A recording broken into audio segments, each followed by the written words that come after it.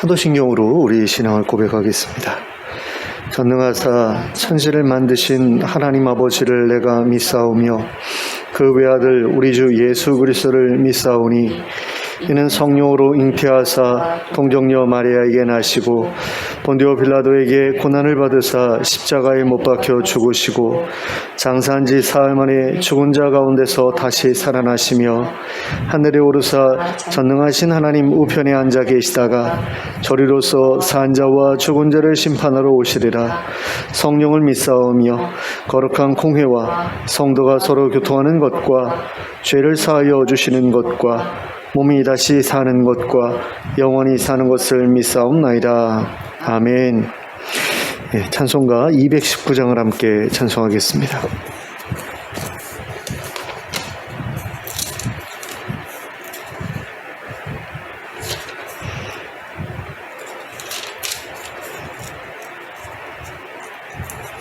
찬송가 219장입니다. 함께 찬송하겠습니다.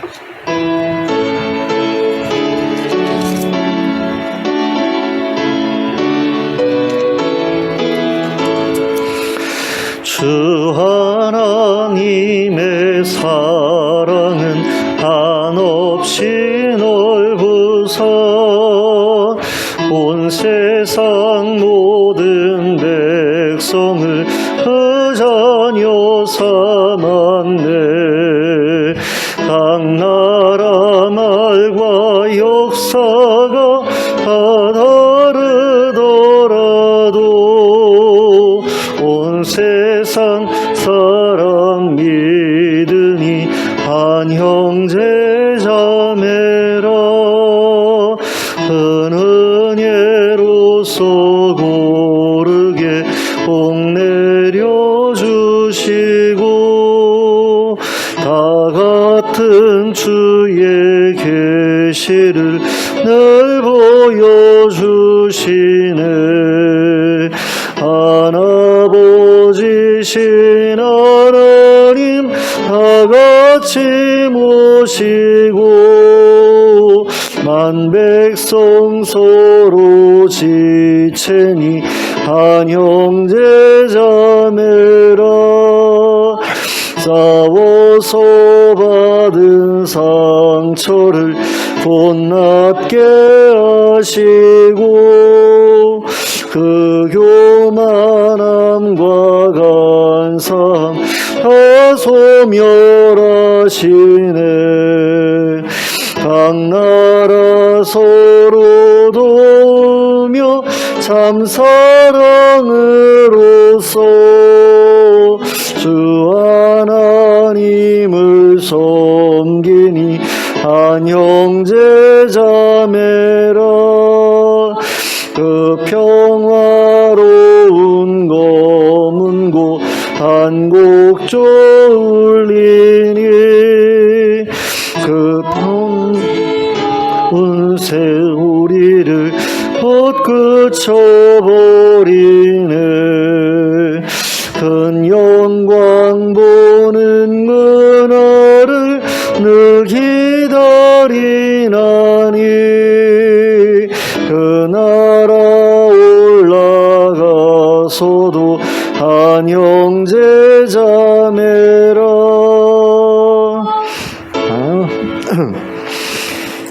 찬송가 235장 함께 찬송하겠습니다. 찬송가 235장입니다.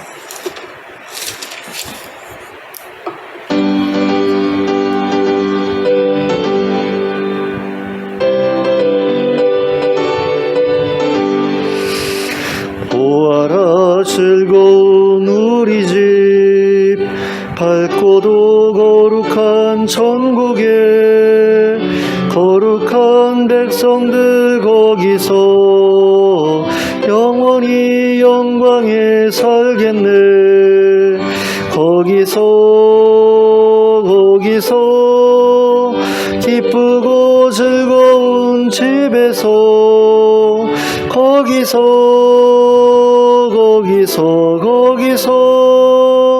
영원히 영광에 살겠네. 앞서간 우리의 친구들 광명한 그 집에 올라가 거룩한 주님의 보좌 찬미로 영원히 즐기네. 거기서 기쁘고 즐거운 집에서 거기서 찬미로 영원히 즐기네. 우리를 구하신 주님도 거룩한 그 집에 계시니 우리도 이 세상 떠날 때에 주님과 영원히 살겠네. 거기서 기쁘고 즐거운 집에서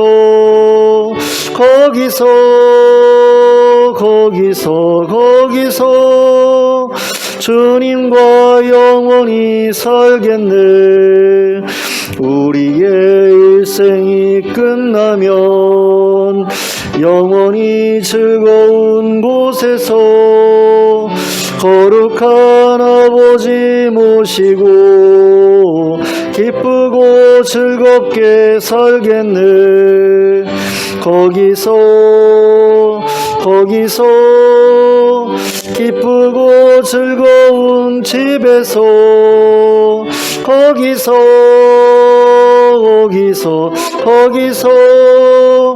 기쁘고 즐겁게 살겠네. 아멘. 하나님의 말씀 함께 보시겠습니다. 누가복음 3장 23절부터 38절까지의 말씀입니다. 누가복음 3장 23절부터 38절까지를 함께 합독하겠습니다. 시작. 예수께서 가르치심을 시작하실 때에 30세쯤 되시니라. 사람들이 아는 대로는 요셉의 아들이니 요셉의 위는 헬리요, 그 위는 마따시요, 그 위는 레위요, 그 위는 멜기요, 그 위는 얀나요, 그 위는 요셉이요, 그 위는 마따디아요, 그 위는 아모스요, 그 위는 나훔이요, 그 위는 에슬리요, 그 위는 낫게요, 그 위는 마아시요, 그 위는 마따디아요, 그 위는 서머인이요, 그 위는 요색이요, 그 위는 요다요, 그 위는 요하나니요, 그 위는 레사요, 그 위는 수룹바벨이요, 그 위는 스알디엘이요, 그 위는 네리요, 그 위는 멜기요, 그 위는 아띠요, 그 위는 고삼이요, 그 위는 엘마담이요, 그 위는 에르요, 그 위는 예수요, 그 위는 엘리에서요, 그 위는 요림이요, 그 위는 마따시요, 그 위는 레위요, 그 위는 시므온이요, 그 위는 유다요, 그 위는 요셉이요, 그 위는 요남이요, 그 위는 엘리야김이요, 그 위는 멜레아요, 그 위는 맨나요, 그 위는 마따다요, 그 위는 나단이요, 그 위는 다윗이요, 그 위는 이세요, 그 위는 오벳이요, 그 위는 보아스요, 그 위는 살몬이요, 그 위는 나손이요, 그 위는 아미나답이요, 그 위는 아니요, 그 위는 헤스론이요, 그 위는 베레스요, 그 위는 유다요, 그 위는 야곱이요, 그 위는 이삭이요, 그 위는 아브라함이요, 그 위는 데라요, 그 위는 나홀이요, 그 위는 스룩이요, 그 위는 루우요, 그 위는 벨렉이요, 그 위는 헤버요, 그 위는 살라요, 그 위는 가이나니요, 그 위는 아박사시요, 그 위는 셈이요, 그 위는 노아요, 그 위는 레멕이요, 그 위는 무드셀라요, 그 위는 에녹이요, 그 위는 야렛이요, 그 위는 마하랄렐리요, 그 위는 가야나니요, 그 위는 에노스요, 그 위는 셋이요, 그 위는 아담이요, 그 위는 하나님이시니라. 아멘. 오늘 우리가 함께 읽은 본문에는 예수님의 족보가 기록되어 있습니다. 그런데 이 족보 말고도 성경에 예수님의 족보가 기록된 곳이 한 곳이 더 있죠. 마태복음 1장을 보시면 예수님의 족보가 기록되어 있는데 이 족보는 서로 다른 부분이 있는 것을 볼 수 있습니다. 일단 족보의 시작과 끝이 서로 다릅니다. 순서도 반대로 되어 있습니다. 마태복음은 아브라함으로부터 시작해서 아래로 내려옵니다. 그런데 누가복음은 요셉으로부터 시작해서 위로 거슬러 올라갑니다. 게다가 그 족보는 아브라함에서 끝나는 게 아니라 그 위로 계속 올라가서 하나님께로 이어집니다. 그 외에도 족보상에 일치하는 부분들이 적지 않습니다. 가장 먼저 발견되는 부분은 33절에 안이라는 이름으로 소개된 사람이 마태복음에서는 람이라는 이름으로 소개되고 있다는 점입니다. 그리고 그 다음으로 발견되는 부분은 누가복음의 족보가 다윗에게서 나단으로 이어지는 반면에 마태복음의 족보는 다윗에게서 솔로몬에게로 이어진다는 점입니다. 그리고 그 이후로는 각각의 족보에 스알디엘과 수룹바벨이라는 이름이 공통적으로 나타납니다. 하지만 그 아래로 내려가면 공통적으로 등장하는 이름이 나타나지 않습니다. 그 위로도 사실 공통적으로 나타나는 이름이 없다라고 그렇게 보여집니다. 그러므로 두 개의 족보에 공통적으로 등장하는 스알디엘과 수룹바벨이라는 이름도 어쩌면 같은 사람들이 아니라 서로 다른 사람들일 수도 있습니다. 동명이인일 수 있다라는 이야기입니다. 왜냐하면 왜 이런 동명이인이 가능하냐? 유대인들은 자신의 지파에 속한 어른들 가운데에서 존경스러운 사람의 이름을 가져다가 자식에게 붙여주는 전통이 있었기 때문입니다. 그 예를 우리는 본문에 기록되어 있는 족보를 통해서도 확인할 수 있는데요. 24절에 등장하는 맏닷이라는 이름과 레위라는 이름이 29절에서 다시 나타나는 것을 볼 수 있거든요. 그러니까 조상들의 이름을 자녀들이 다시 사용을 했던 거죠. 또한 24절에 등장하는 멜기라는 이름이 28절에서도 다시 나타나고 있는 것을 볼 수 있습니다.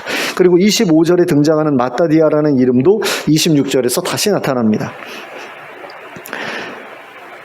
그리고 우리가 앞서 살펴보았듯이 세례 요한의 친족들도 아버지 사가랴의 이름을 그 아들 요한에게 그대로 붙여주려고 했던 일이 있었습니다.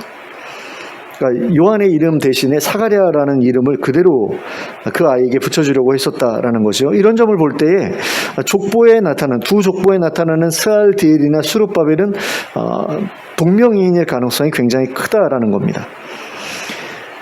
근데 지금 이 족보나 그 족보나 다 다윗의 족보상의 이름이잖아요. 그러니까 같은 지파, 유다 지파에 속한 그런 사람들이기 때문에 족보가 서로 다르더라도 서로 그 이름을 가져다 쓸 수 있었다, 이렇게 볼 수가 있는 거죠. 그렇다면 이 두 족보는 다윗을 중시조로 해서 두 아들로 갈라져서 이어지는 완전히 다른 계보의 족보라고 할 수 있습니다. 그저 공통점은 다윗을 공통의 조상으로 두고 있다, 이거 말고는 없다라는 거죠. 그러면 어떻게 이 둘 모두를 예수님의 족보라고 할 수 있을까요? 둘 중 하나는 가짜라, 이렇게 보는 게 맞는 게 아닐까요?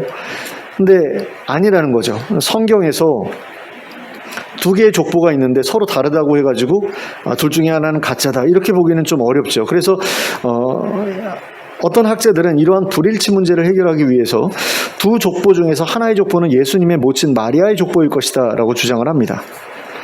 그러면 어느 게 마리아의 족보냐? 누가복음이 마리아의 족보다, 마태복음은 요셉의 족보다, 이런 식으로 봅니다. 왜냐하면 마태복음에서는 낳고 이런 말을 사용을 하거든요. 낳고라는 것은 혈통적으로 이어졌다라는 그런 의미잖아요. 그런 점에서 마태복음은 요셉의 혈통적인 족보일 것이다 라고 보는 것이고, 누가복음은 그 위로는 누구고라는 그런 말이 사용되고 있거든요. 그런 점에서 혈통으로 이어지는 그런 관계라고 보기보다는 어떤 입양이라든가 아니면 혼인을 통해서 대릴사위라든가 이런 어떤 식으로 이어지는 그런 계보로 볼 수 있다라는 거죠. 그러니까 요셉이 혈통상으로 마태복음의 족보를 따라서 내려오지만 입양이 되어서 누가복음의 족보에 속한 그런 사람이 되었을 가능성도 있죠. 그리고 또 한편으로는 누가복음은 마리아의 족보인데 그 마리아의 족보에 이 요셉이라는 사람이 마치 대릴사위처럼 이렇게 들어가서 그 족보를 잇는 어떤 그런 역할을 하고 있다, 이렇게 볼 수도 있습니다. 어찌 되었건 간에 요셉이라는 사람은 다윗의 후손인 게 분명하죠. 그렇다면 예수님은 다윗의 두 아들을 기점으로 나뉘어 내려온 족보가 다시 하나로 합쳐지는 그 지점에서 태어난 그런 분이다, 이렇게 볼 수가 있게 됩니다. 그러면 두 족보의 차이점은 아무런 문제가 되지 않게 되죠. 그리고 이 두 족보가 각각 요셉과 마리아의 족보가 분명하다고 한다면 이것은 요셉과 마리아의 결혼이 다윗의 먼 후손들 간의 근친혼이라는 사실을 가리킨다고 할 수 있습니다. 그리고 그럼으로써 예수님은 부계로도 그리고 모계로도 다윗의 후손이 분명하다는 이야기가 됩니다. 그리고 우리는 이 족보들을 통해서 아주 중요한 사실 한 가지를 발견하게 됩니다. 그것은 예수님의 족보에 등장하는 인물들이 다 경건하고 거룩하고 의로운 사람들이었던 것은 아니었다라는 겁니다. 일단 마태복음의 족보에 등장하는 5명의 여인들 모두가 사회적으로 존중받기 어려운 입장에 있었다는 그런 사실은 여기에서 다루지 않도록 하겠습니다. 왜냐하면 이 누가복음의 족보에 등장하는 남성들만으로도 이 족보에 문제가 많다라는 것을 인지하기에 부족함이 없기 때문입니다. 일단 믿음의 조상이라 불리는 아브라함부터가 자기 아내를 누이라 속여서 다른 사람에게 빼앗겼던, 근데 빼앗겼다라고만 말하기는 좀 어려운, 팔아먹었다라고도 말할 수 있는 어떤 그런 전적이 있었던 사람입니다. 이삭도 마찬가지죠. 이삭도 자기 아버지처럼 자기 아내를 누이라 속였다가 다른 사람에게 빼앗겼던 전적이 있는 그런 사람입니다. 게다가 그는 하나님께서 상속자로 결정하신 야곱 대신에 에서에게 이렇게 상속권을 넘겨주려고 했죠. 근데 그 이유가 뭡니까? 맏아들 에서가 자기한테 해주는 요리가 진짜 마음에 들어서 에서를 편애했기 때문입니다. 물론 뭐 다른 이유도 있었을 거예요. 맏아들이기 때문에라는 것도 있었겠지만 나중에 이제 너가 잡아온 요리 그 동물로 요리를 해주면 그걸 내가 먹고 너를 축복해주마라고 그렇게 이야기한 것을 봤을 때 식탐이 굉장히 많았다라는 것을 우리가 알 수가 있고, 또 에서가 해주는 요리를 특별히 좋아했구나라는 사실을 알 수가 있고, 그것 때문에 에서를 편애했을 수도 있겠구나라는 그런 생각을 우리가 해볼 수 있거든요. 그런 점에서 좀 속물스러운 어떤 그런 모습이 있었다라고 볼 수 있는데, 이건 야곱이 사실은 더했죠. 야곱은 형도 속이고 아버지도 속여서 아버지의 유산을 가로채려 했을 뿐 아니라, 그러니까 상속권을 독차지하려고 했을 뿐 아니라 여러 아내를 두었으면서도 그 중에서 한 아내만 편애하고 그에게서 태어난 아들만을 편애해서 자식들 간의 불화를 일으켰던 그런 사람이죠. 그리고 자기 딸이 강간을 당했는데 그 강간당한 그것 때문에 그 오빠들이 그 세겜 지역 사람들을 몰살시켰을 때 그걸 가지고 아들들을 책망을 하거든요. 근데 아들들을 책망하면서 그 나라는 그런 말을 계속해서 반복을 해요. 너희가 나로 하여금 굉장히 위험한 그런 상황에 빠지게 만들었다. 나 이제 어떻게 해야 되냐, 뭐 이런 식의 그런 이야기를 하는데 거기에 나라는 단어가 계속해서 반복되는 그런 모습을 우리가 볼 수 있거든요. 그걸 통해서 이 사람이 굉장히 자기중심적인 사람이었구나라는 사실을 알 수 있게 되죠. 또 이새도 마찬가지입니다. 그는 맏아들 엘리압을 편애했던 사람이었는데요. 이 편애가 굉장히 지나칠 정도로 편애를 하는 가운데 막내 아들은 아예 그 아들로도 인정을 안 했던 것 같아요. 그래서 다윗은 자신이 지은 시에서 자기 부모에 대해서 뭐라고 얘기를 하냐면, 내 부모는 나를 버렸으나 하나님은 나를 버리지 않으실 것입니다. 이런 식의 표현을 사용하거든요. 이건 무슨 얘기냐면 정서적으로 부모로부터 버림받은 그런 느낌을 가지고 자랐다는 이야기입니다. 또 다윗도 마찬가지예요. 그는 자신의 맏아들 암논이 여동생 다말을 강간했을 때 그것에 대해서 전혀 아무 말도 하지 않고 침묵했던 사람입니다. 맏아들 암논을 편애했기 때문이었다, 이렇게 볼 수도 있는데요. 근데 사실 그가 맏아들의 일탈에 대해서 침묵할 수밖에 없었던 가장 큰 이유는 자신도 우리아의 아내 밧세바를 강제로 취한 그런 전적이 있었기 때문입니다. 게다가 그는 밧세바의 남편 우리아를 죽음으로 내어 몰아서 아예 밧세바를 자기 아내로 삼아버리기까지 했죠. 그리고 그 일로 말미암아서 다말의 오빠였던 압살롬이, 이건 그 강간 사건 얘기하는 겁니다. 그 암논의 다말 강간 사건을 얘기하는 건데, 그 일로 말미암아서 다말의 오빠였던 압살롬이 암논을 살해하는 일이 벌어지게 되죠. 그리고 그 다음에는 압살롬이 자기 아버지 다윗까지 살해하려고 하는 그런 일이 벌어집니다. 그러니까 이렇게 다윗의 집안은 속된 말로 해가지고 콩가루 집안이나 마찬가지였던 그런 집안이었다라는 겁니다. 그렇다면 다윗의 아들 나단으로부터 시작해서 이어지는 족보에 이름을 올렸던 사람들은 그 윗대의 조상들과는 다르게 아주 괜찮은 삶을 살았을까요? 그건 알 수 없는 일입니다. 엮이는 가정이 대를 이어서 엮이는 가정의 특징을 보여준다는 점을 생각했을 때 다윗으로부터 이어져 내려온 후손들 역시 윤리적으로나 도덕적으로 특별히 의롭다거나 경건하다고 할 만한 삶을 살지는 못했을 가능성도 적지 않다라는 겁니다. 그런데 두 족보에 공통적으로 등장하는 예수님의 조상들 중에는 보아스와 같은 사람도 있었습니다. 굉장히 경건하고 선한 성품을 가진 사람이었죠. 그런 사람들도 드문드문 있었을 것이다, 우리가 예상해 볼 수 있습니다. 그러니까 그 집안의 조상들이 다 위에서 언급한 사람들처럼 윤리적으로나 도덕적으로나 흠결이 있었던 사람들만은 아니었다라는 거죠. 하지만 위에서 언급한 사람들이 그렇게 흠결이 많았던 사람들이었던 것도 분명하지만 그들 모두가 하나님을 간절히 찾고 의지했던 사람들이었다라는 것도 분명하다라는 겁니다.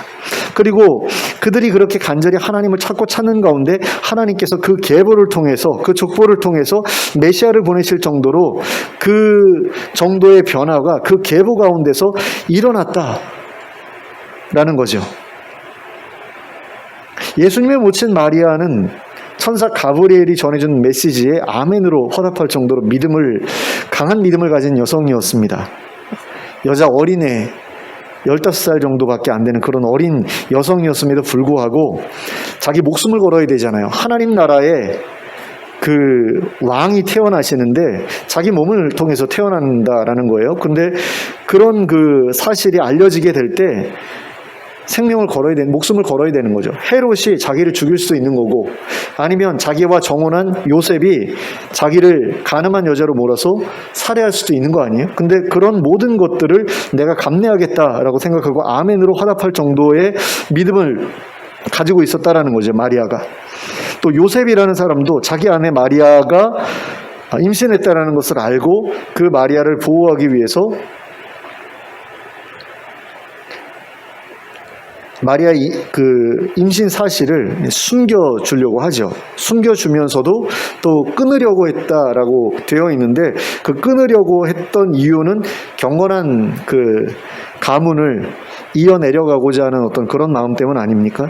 그런 면에 있어서 굉장히 이 사람도 선하고 의로운 사람이었다라고 볼 수 있는데 성경에서도 그렇게 묘사를 하고 있죠.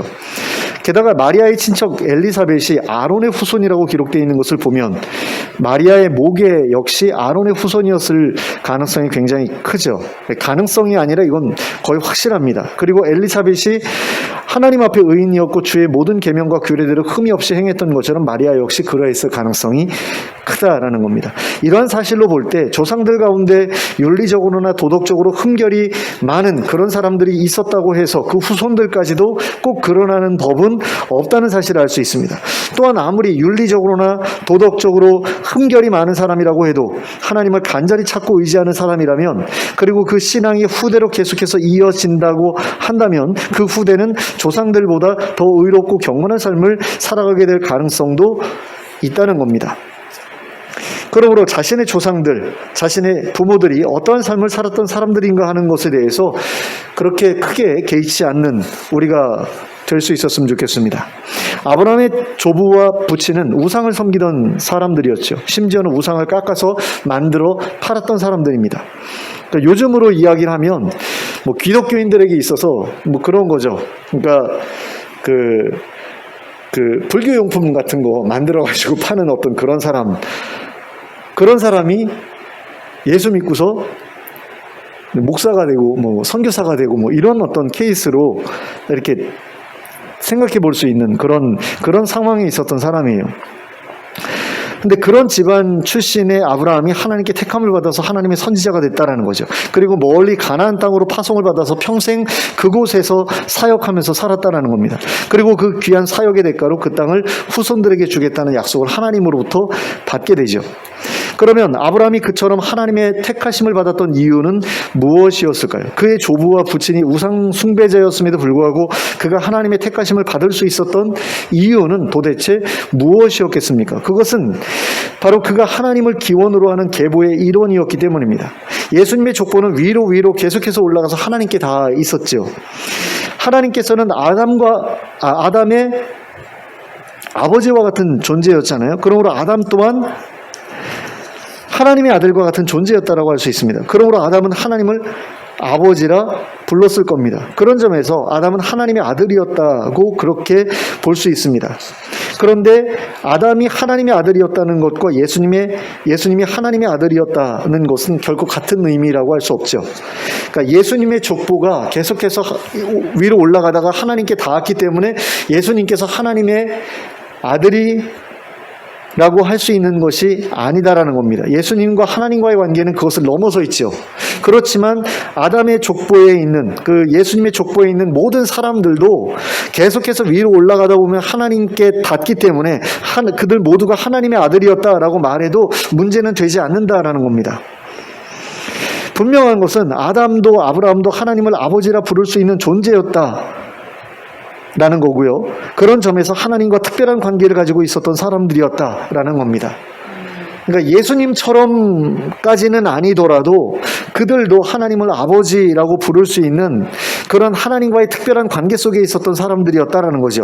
그런 점에서 우상 숭배자의 자식이기는 했어도 하나님께서 불러서 택해서 선교사로 선지자로 그렇게 쓰실 수 있었던 이유는 그가 하나님의 아들이었기 때문이다라는 거죠. 하나님의 자녀였기 때문이다라는 겁니다. 그리고 이것은 우리에게도 마찬가지입니다. 우리의 조상들의 계보를 계속해서 되짚어 올라가면 그 끝에는 하나님께서 계십니다. 그러므로 우리 또한 하나님의 아들입니다. 하나님의 자녀입니다. 그것이 예수님이 하나님의 아들이라는 것과 같은 의미는 아닙니다. 그건 분명합니다. 그러나 우리에게도 하나님은 아버지가 되신다라는 겁니다.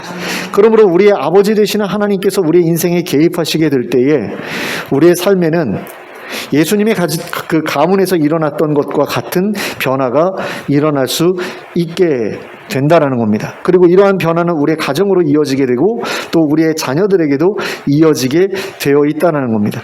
그래서 하나님께서 살아가시는 하나님의 백성들이 우리의 후손들 가운데서 계속해서 나타나게 될 수 있다는 거죠. 물론 오늘날의 젊은 친구들에게 있어서는 이것이 별로 의미 있는 일이라고 생각되지 않을 수도 있습니다. 결혼도 하지 않고 결혼을 하더라도 자식을 낳지 않는 것이 일반화되었기 때문입니다. 그러므로 경건한 자손을 얻는다라는 것, 우리의 가문이 변화된다, 우리의 가계가 놀라운 그런 변화를 겪는다. 그래서 경건한 자손을 얻게 된다라는 것이 그 청년들에게는 별로 대단한 의미가 있는 일이라고 여겨지지 않을 수도 있습니다. 게다가 세상에는 자기 자신이 경건한 삶을 살아야 될 이유도 전혀 알지 못하고 살아가는 젊은이들이 적지 않습니다. 그러니까 나도 경건한 삶을 살아가야 될 필요가 없다라고 생각을 하는데 내 자손들이 경건해져야 될 필요성, 내 후손들이 경건한 후손들이 내 후대에 나타나기를 기대할 만한 어떤 그런 이유, 이런 것들이 그들에게는 없다라는 거죠. 그저 경제적으로 여유 있고 넉넉한 삶을 살 수만 있다면 그것으로 충분하다고 생각하는 사람들이 너무나 많다라는 겁니다.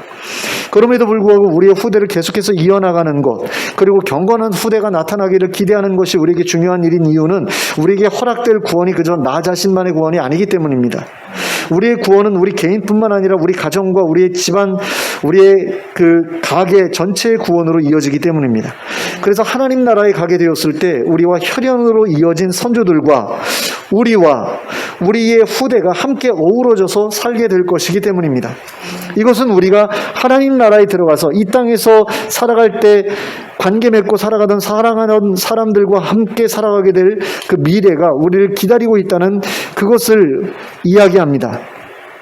그리고 이 땅에서 먼저 세상을 떠나 그리워하기만 했던 그 사람들과 더불어서 다시 함께 만나서 얼굴을 마주하며 살아가게 될 것이라는 이야기를 의미합니다.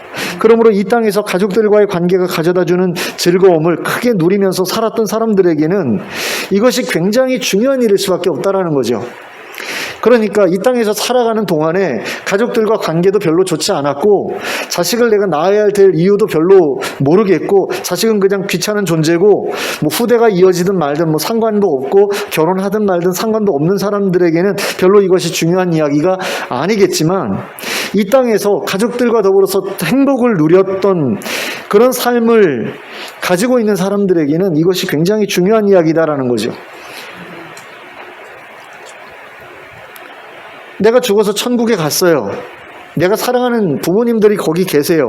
근데 부모님들과만 영원한 관계를 누리면서 살아가는 것과 내 후대가 또 나를 이어서 하나님 나라에 들어와서 또 거기서 같이 그들도 함께 어우러져서 사는 것과 그 즐거움의 크기가 다를 수밖에 없다라는 거죠.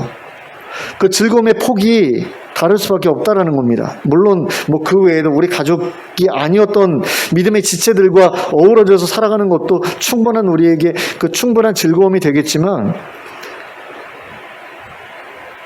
이 땅에서 누리던 관계의 폭이 크고 길고 그럴수록 우리가 하나님 나라에 들어가서 그것을 다시 누리게 되는 면에 있어서도 더 폭넓은 어떤 그런 관계를 우리가 누릴 수 있다라는 거죠. 그런 점에서 그것이 우리에게 더 즐거운 그런 일이 될 수 있다, 복된 일이 될 수 있다라는 겁니다. 그런 점에서 우리는 우리의 후대를 생각할 수 있고, 또 그 경건한 후대를 얻기 위해서 우리 자신을 먼저 의롭고 경건한 거룩한 그런 사람으로 세워가려고 노력할 필요가 있습니다. 그리고 우리의 자녀들을 믿음 안에서 양육하도록 노력할 필요도 있죠. 그래서 우리에 대해서 이루지 못했던 어떤 변화가 우리의 후대에서라도 일어나서 더 경건하고 더 거룩하고 의로운 그런 삶을 사는 모습을 우리가 후대에라도 볼 수 있게 해야 된다라는 거죠. 그래서 거룩하고 의롭고 경건한 후손들을 얻을 수 있도록 해야 된다라는 겁니다. 그럴 때에 하나님 나라가 임하게 되면 그들을 우리의 열매로 하나님께 올려드릴 수 있게 될 뿐 아니라 그들과 더불어서 하나님 나라에서 복되고 즐거운 삶을 함께 나누며 살아갈 수 있게 될 것이다라는 겁니다. 이 땅에서 우리가 살아가는 동안에 거칠고 사나운 사람들과 부딪히면서 관계의 즐거움보다 관계의 고통을 겪으며 살아야 했다라고 하더라도 하나님 나라에 들어가서는 그 과거와 단절된 지금보다 훨씬 더 행복하고 즐거운 삶을 살아가게 될 것입니다. 그런 점에서 우리의 후대를 믿음 안에서 의롭고 거룩하고 경건하게 자라날 수 있도록 그렇게 준비하는 그것은 복된 미래를 준비하는 그 일 가운데 굉장히 중요한 일이라고 할 수 있는 거죠. 그런 점에서 우리가 결혼을 하지 않겠다, 혼자 살겠다, 자녀를 낳지 않겠다, 자녀 없이 살겠다라고 하는 것들이 과연 하나님께서 우리에게 기대하시는 어떤 그런 생각인가, 그런 모습인가에 대해서 좀 고민해 볼 필요가 있습니다. 저는 그런 생각을 했었어요. 제 자신을 계속해서 이렇게 들여다보면 볼수록 참 괜찮지 않다라는 그런 생각이 들어요. 그러니까 하나님 앞에서 경건하지도 않고 거룩하지도 않고 부지런하지도 않고 특별히 탁월한 어떤 그런 부분도 그렇게 많지 않고, 근데 내가 내 자식을 낳았을 때 그 자식이 정말로 괜찮은 사람이 될 수 있을까? 괜찮은 사람으로 살 수 있을까? 그리고 또 내 아들이, 내 딸이 또 손주를 낳았을 때 그 아이들은 괜찮은 사람이 될 수 있을까에 대한 의구심이 있는 거예요. 역기능 가정에서 자랐고 또 역기능적인 어떤 그런 요소들이 우리 집안에 있는 것을 보았을 때 이것을 계속해서 후대로 이어 내려가는 것이 이게 자연스럽게 어떻게 보면 자연스럽게 이루어지는 일인데 이런 일이 계속해서 후대로 이어지도록 하는 것이 좋은 일일까? 아니면 차라리 중간에 그 대가 끊어져서 우리 선에서 그냥 그 대가 딱 끊기고 그 끊어진 그 윗대라도 하나님 앞에서 좀 거룩하게 살고 경건하게 살면 그걸로 되는 게 아닌가? 이런 생각도 사실 좀 했었어요. 그러니까 세상은 점점 악해져 가는데 우리의 후손들이 이 험한 세상에서 고통받으면서 살게 되는 것보다 아예 태어나지 않는 게, 세상에 존재하지 않는 게 더 나을 수도 있지 않겠는가, 뭐 이런 생각까지 이제 해봤다라는 거죠. 근데 본문의 족보를 보면서 아닐 수도 있겠구나라는 그런 생각이 들었어요. 그러니까 완전히 콩가루 집안 같은 그런 사람들 사이에서 계속해서 대가 이어지는 가운데 하나님께서 기뻐하시는 그런 사람들, 하나님께서 정말 택해서 쓰실 만한 그런 사람들이 계속해서 등장할 뿐만 아니라 그 콩가루 집안 사람들일지라도 그 아브라함이나 그 다윗이나 사실 볼 때 참 야곱 같은 사람 특별히 더 그런데 야곱이나 다윗 같은 사람 그런 사람들 보면은 어디 저 쓸모없는 그런 어떤 그런 사람들처럼 느껴짐에도 불구하고 하나님께서 그들을 붙들어다가 쓰셨단 말이죠. 그런 걸 봤을 때 어떤 지독한 어떤 그런 결벽증, 지독한 그 완벽주의적인 강박증 이런 것 때문에 하나님 앞에서 완벽하지 않을 거면 차라리 존재하지 않는 게 나아라고 생각하는 것은 옳지 않은 생각이다라는 것을 깨닫지 않을 수 없었다라는 거죠. 그러니까 이 족보를 보면 이런 집안에서도 요셉이나 마리아 같은 그런 사람들이 태어났고 예수님도 이 족보에 일원으로 들어가게 하나님께서 만드셨다라고 했을 때 우리 집안이 내가 보기에는 굉장히 문제가 많고 콩가루 같고 그렇다고 해가지고 우리의 후대까지도 계속해서 이럴 것이다라는 법은 없다라는 거죠. 하나님께서 우리 가계에 개입하셔서 무슨 일을 어떻게 이루실지 모른다라는 겁니다. 얼마나 지금보다 더 아름다운 모습으로 변화시키실지 모른다라는 거죠. 그리고 그렇게 변화되어서 정말 경건한 후손들이 태어났을 때 우리가 하나님 나라에서 그 경건한 후손들과 함께 만나서 살아가게 될 때 그 기쁨이 얼마나 클지는 누구도 상상할 수 없다라는 겁니다. 그런 점에서 우리가 우리의 가계를 계속해서 이어내려가고 그 가계를 이어내려가되 그냥 이어내려가는 게 아니라 우리의 믿음도 계속해서 이어내려가도록 그렇게 애쓰는 것은 예수님의 족보에 나타났던 것과 같은 놀라운 변화를 우리 가게에서도 일어나게 할 수 있는 굉장히 중요한 그런 노력들이다라는 거죠. 그래서 모든 게 우리 대해서 끝났으면 좋겠다라는 그런 생각을 가지고 있는 분이 계시다면 그것에 대해서 생각을 좀 다르게 가지셨으면 좋겠습니다. 오늘날에도 자녀를 4명, 5명씩 낳는 그런 믿음의 지체들을 보거든요. 처음에는 좀 무책임하다라는 그런 생각을 좀 했었어요. 저는 계획적인 출산을 했기 때문에 저 사람들은 비계획적인 어떤 그런 출산, 무책임한 출산을 한 게 아닌가라는 그런 생각을 한 적도 있습니다. 아니 어떻게 요즘 세대에 자식을 5명이나 낳아서 키우나, 그 아내는 얼마나 힘들까, 뭐 이런 생각도 좀 들고, 그리고 텔레비전에 가끔 소개되는 분들 보면은 야 저렇게 구질구질하게 사나 이런 모습들도 있었거든요.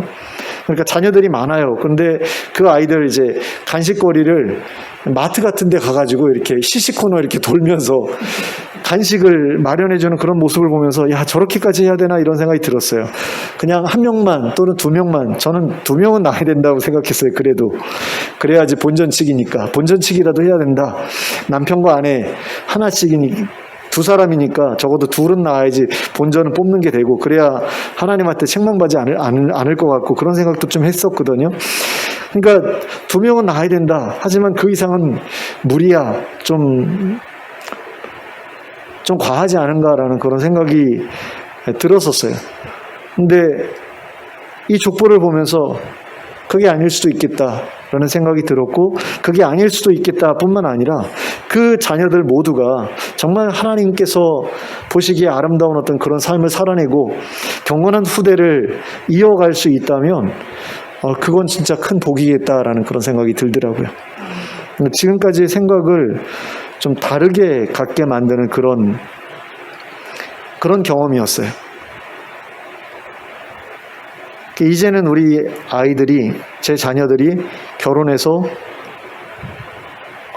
손주들을 여러 낳으면 참 좋겠다라는 그런 생각도 하게 됐습니다. 근데 중요한 건 이제 그 아이들이 믿음 안에서 자라날 수 있도록 해야 되는 거죠.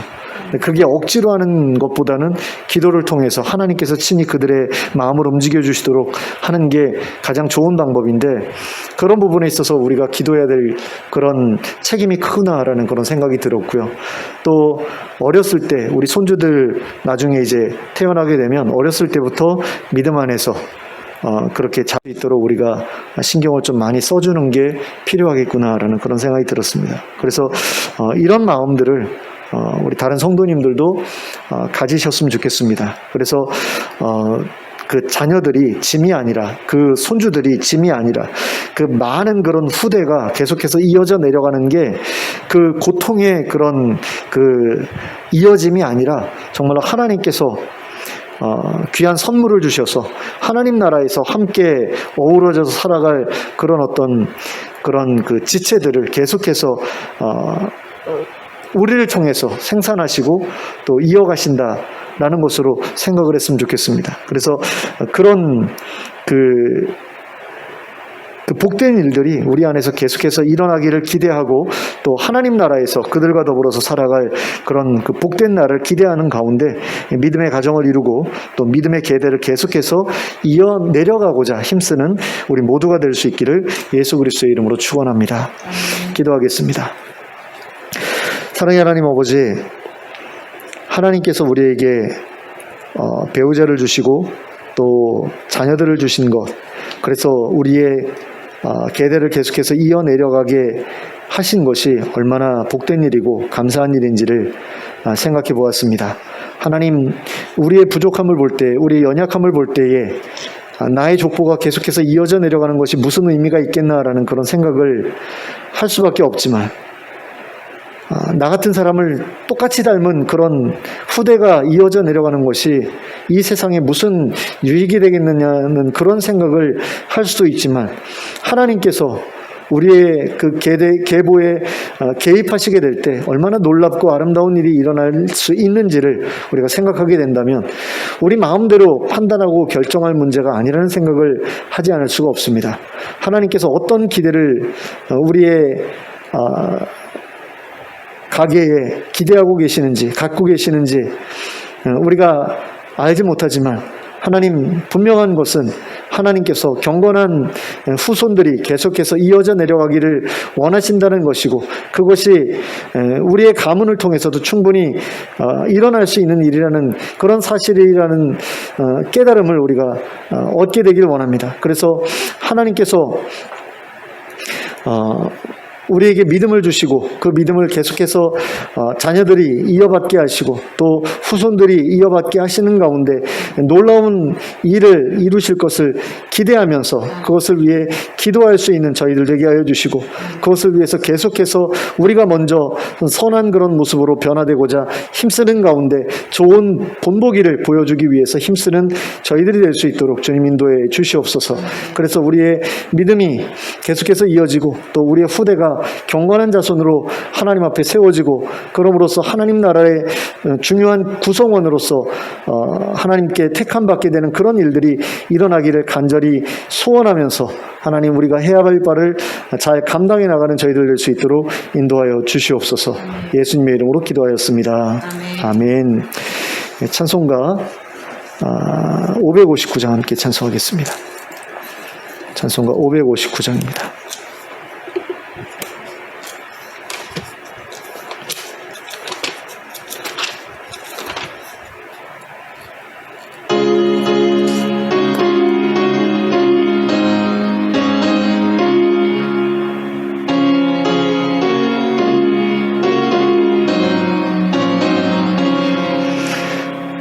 사철의 봄바람 불어있고 하나님 아버지 모셨으니 믿음의 반석도 든든하다.